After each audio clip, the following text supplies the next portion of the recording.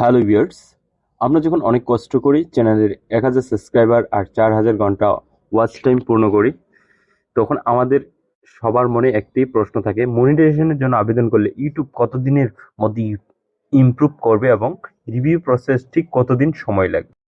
আর review করার সময় কি কি চেক করে 5টি বিষয় এটি খেয়াল রাখতে হবে। এটি না জানলে আপনি মনিটাইজেশন পাবেন না। এবং কেন রিভিউতে দেরি হয় সব বিস্তারিত বলবো এই ভিডিওতে। আর আমার চ্যানেল যদি আপনি নতুন হয়ে থাকেন প্লিজ সাবস্ক্রাইব করেন। অফিসিয়ালি সময় বনাম বাস্তব সময়, ইউটিউব অফিসিয়ালি বলে যে তারা 1 মাসের মধ্যেই রিভিউ কমপ্লিট করে।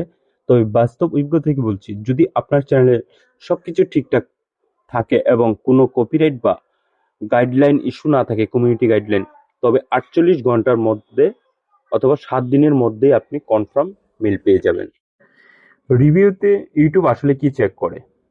অনেকে মনে করেন ইউটিউব সব ভিডিওই চেক করে, আসলে তা নয়। ইউটিউব রিভিউরা মূলত 5টি জিনিস দেখে: চ্যানেলের মূল থিম, আপনার সবচেয়ে বেশি ভিউ হওয়া ভিডিওগুলি, মোস্ট ভিউ ভিডিও, আপনার লেটেস্ট বা সর্বশেষ আপলোড করা ভিডিও, ওয়াচ টাইমের বড় অংশ, যেটা সবচেয়ে বেশি ওয়াচ টাইম এসেছে সেটা, আর ভিডিওর মেটাডাটা, টাইটেল, থাম্বনেল এবং ডেসক্রিপশন, আর হচ্ছে অ্যাবাউট সেকশন।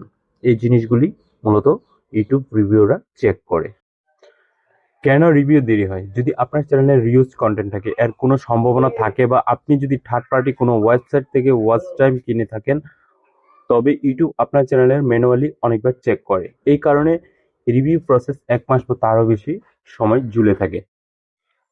দ্রুত মনিটাইজেশন পেতে আবেদন করার আগেই 3টি কাজ অবশ্যই করবেন: আপনার মোস্ট ভিউ ভিডিওর থাম্বনেল, টাইটেল চেক করুন, সেখানে কোনো মিসলিডিং তথ্য আছে কিনা, 2 স্টেপ ভেরিফিকেশন অন আছে কিনা নিশ্চিত হন। চ্যানেলের কোনো অ্যাক্টিভ স্ট্রাইক থাকলে আবেদন না করাই ভালো। এই তো ছিল আজকের ভিডিও। মনিটাইজেশন নিয়ে আর কোনো প্রশ্ন থাকলে কমেন্টে জানাতে পারেন। আর ভিডিওটি ভালো লাগলে অবশ্যই লাইক, কমেন্ট দিয়ে পাশে থাকবেন। দেখা হচ্ছে পরবর্তী ভিডিওতে। আর নতুন হয়ে থাকলে প্লিজ সাবস্ক্রাইব করেন।